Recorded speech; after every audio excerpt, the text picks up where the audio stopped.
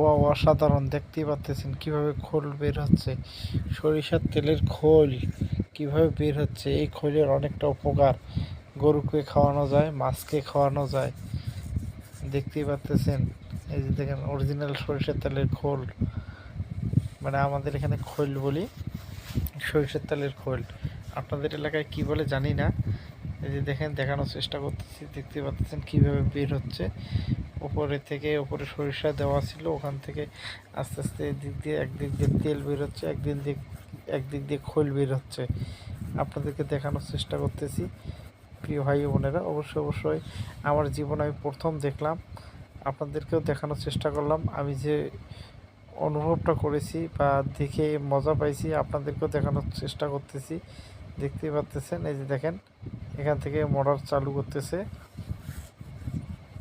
দেখানোর চেষ্টা করতেছি। যে যেগুলেন খোল দেখতেছেন, এই যেগুলেন খোল, এই যে এই গুড়া খোলগুলেন, এগুলেন খোল। এই যে গামলায় যেগুলো তোলা আছে, এগুলেন উপরে